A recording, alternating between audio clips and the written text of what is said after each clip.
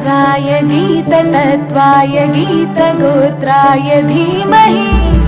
गूढगुल्फाय गन्धमत्ताय गोजयप्रदाय धीमहि